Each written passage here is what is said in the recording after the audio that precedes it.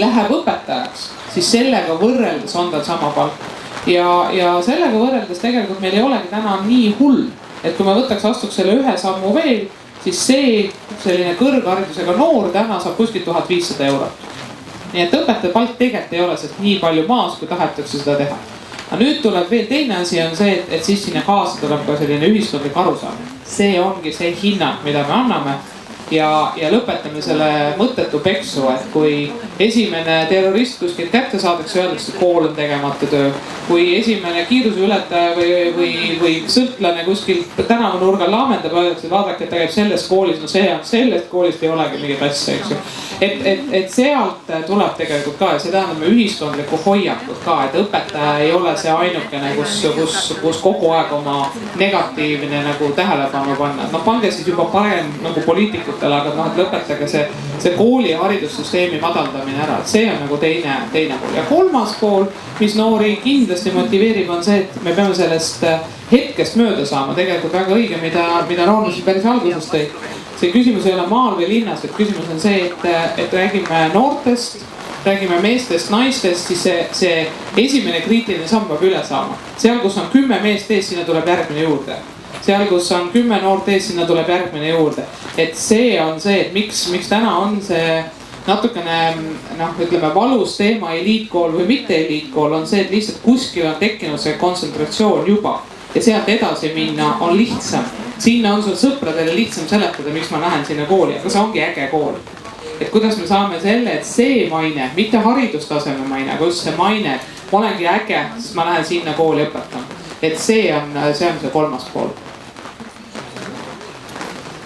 Jah, ma saan aru, et küsimus oli siis sellest palgast ja natukene teistest küsimustest mainest ka, et võib-olla alustuseks, et millise töökuulutuse peale siis oma CV saadaks. Et esimene variant on lugeda sellist töökuulutust, et otsitakse näiteks füüsikaõpetajat, eeldatakse kandidaadid füüsika ainekavaga kursis olekut, enam-vähem elementaarsete teadmiste omamist füüsikast ja seda, et õpilased teda otseselt ei häiriks oma igapäevases töös. Et saaks kuidagi nad ära kannatatud. Teine variant on see, et me otsime valdkonna spetsialisti, eksperti. Me otsime inimest, kellel on arusaamine inimese psühholoogiast, käitumispsühholoogiast. Me otsime loovat ja loomingulist inimest. Me otsime loovisiksust, kes on pedagoogilise mõtte kandja. Ja me otsime kogukonna eestvedajat, me otsime arvamusliidrit. Kui me paneme nüüd need kaks varianti kõrvuti, no mina ütlen, et noore inimesena ma pigem oleksin huvitatud sellest teisest variandist. Et tundub, et seal on arenguvõimalusi ja et see võib pakkuda midagi hingele ka.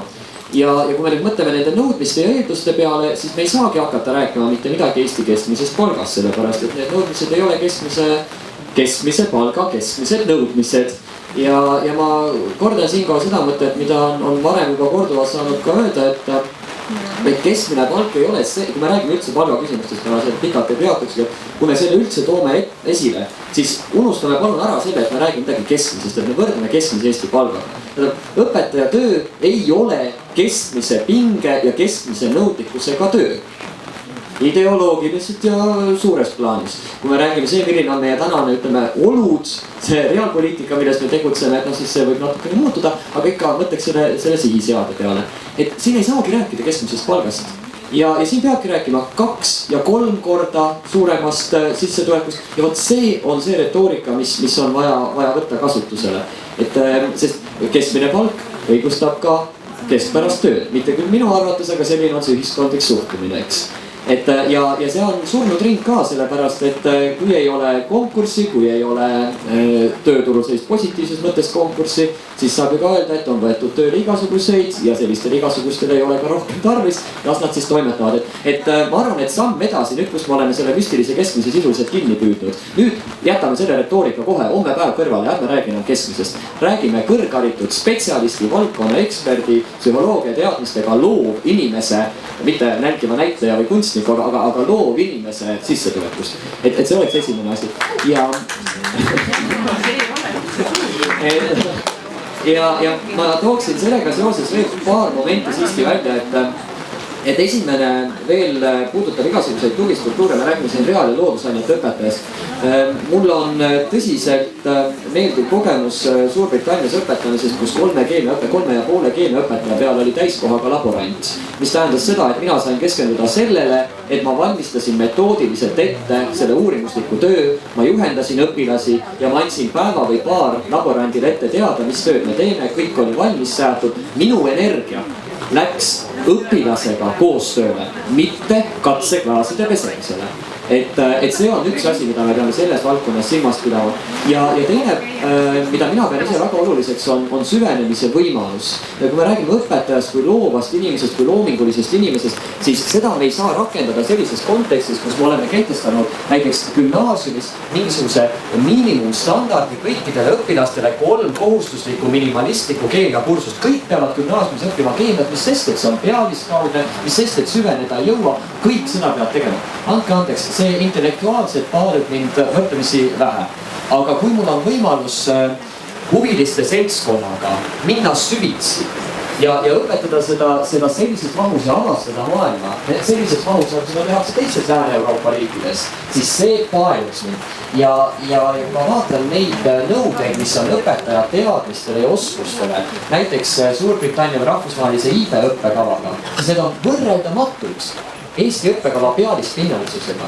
Aga kuna me tahame kõigile selle ühtemoodi miinimumi selle standardi paika panna, siis see on paratamatu. Et ma arvan, et tagumine aeg on jätkuvalt loobuda sellest, et kõik õpilased õpivad gümnaasiumi lõpuni kõiki õppeaineid. See on ära elanud variant ja küll aga ma arvan seda, et näiteks midagi loodusvaldkonnas kuni gümnaasiumi lõpuni õpilane peaks õppima, aga kas see on bioloogia või see on keemia või see on füüsika, mõned võib-olla mitu, kes saab varsti minna õppima, palun väga, aga me peame siin kärpima. Sellepärast, et kui me keedame kõigile putru kõigest, siis tuleks päris lahja värk kokku. Ja tõesti õpetajad ei pruugi see intellektuaalselt paaluda, kui tal ei ole seda lisatöö võimalust. Mina ütlen, et mind on koolis hoidnud minu õpilased, kellega mul on lihtsalt, kui nüüd öelda kujundlikult, roppu moodi põnev olnud. Et no tõesti, nad esitavad selliseid küsimusi, mille peale ma ise oma piiratuses ei tuleks mitte kunagi. Ei saagi tulla, sest meid on palju ja mind on üks seal. Et sellepärast me teeme ühiselt seda.